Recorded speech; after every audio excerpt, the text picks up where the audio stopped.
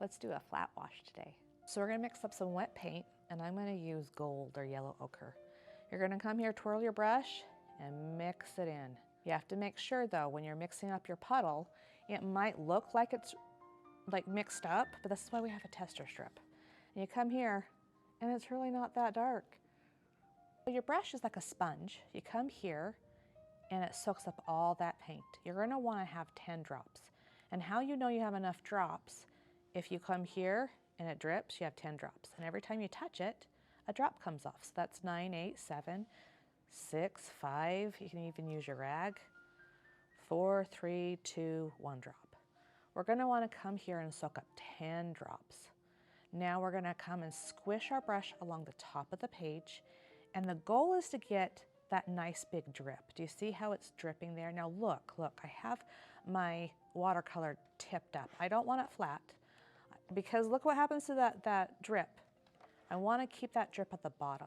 And then I'm going to come soak up 10 more drops, and I'm just going to touch the very bottom of it, and it's just going to fall down. What not to do is tip your paper up too much, and then you get too big of a puddle, and you go, it drips.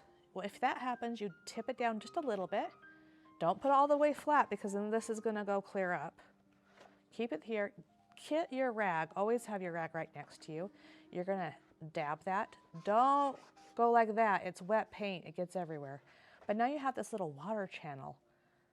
The water is gonna wanna go down. So you're gonna hold your rag like this. And if the drip is little, then when it dries, you're gonna get all these really funky lines in here. You wanna make sure that drip is a nice, healthy drip. And if it runs out, you can go and tap it, but you don't wanna tap it in. Most of the time, just make sure that you're coming here, getting 10 drops on your brush, squishing your brush so that all that paint, all that water drips out. Now at the very end, you're gonna have this drip. You're gonna come take it out, take all the water out of your brush, and it becomes a sponge, and you're gonna soak it up. Now don't soak it up too much unless you want to. Just, there you go. Watercolor dries really, really, really fast. You can't quite see it on camera, but down here where it's wet, it's darker, and over here, it's already dried. So here, I still have a bit of wiggle room where I can add a little bit of paint, but on the top, do you see the difference? It's not gonna blend as easy.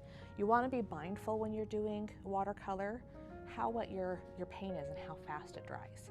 And then also note, you're gonna need to make your color a little bit darker because it's gonna dry lighter. Follow me for more tips and tricks in watercolor.